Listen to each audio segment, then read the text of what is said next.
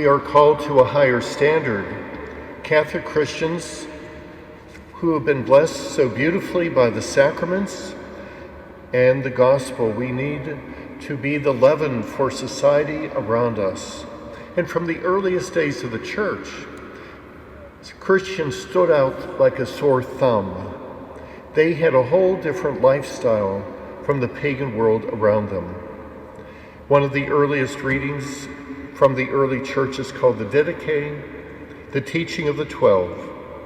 And it states, "You shall not murder, you shall not commit adultery, you shall not seduce boys, you shall not commit fornication, you shall not steal, you shall not practice magic, you shall not procure an abortion or destroy a newborn child." So back in those ancient days, this was very contrary to society's norms at the time. So as we look at ourselves individually and as a community of faith, we are inspired by church leaders. John Paul II came to the United States 7 times, and on his 4th journey, he made this address.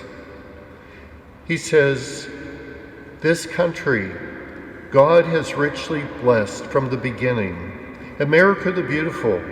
Yes, America, you are beautiful indeed, and blessed in so many ways. In your mountains and fertile plains, in the genius for invention, for splendid progress, in the power that you use for service and the wealth that you share with others. Yes, America, this belongs to you, but your greatest beauty and your richest blessing is found in the human person.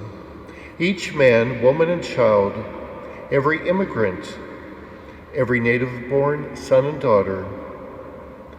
For this reason, America, your deepest identity and truest character as a nation is revealed how you address the human person, the ultimate test of your greatness in this way, to treat every human being, but especially the weakest and the most defenseless ones."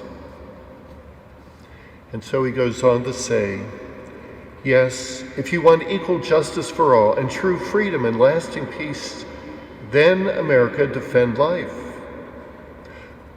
All the great causes that are yours will have meaning only to the extent that you guarantee the right to life and protect the human person.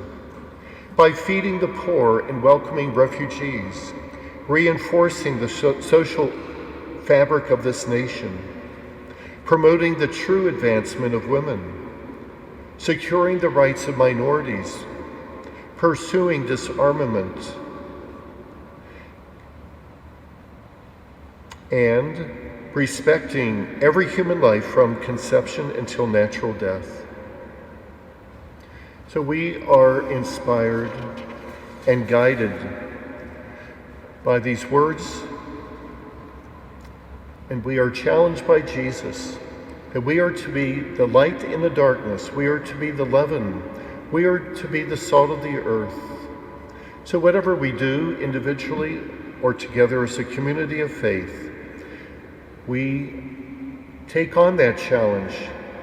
In our first reading, St. Paul writes to Titus, who is organizing the church in Crete, that the bishops and the priests must be without any kind of defect. They must have a higher standard.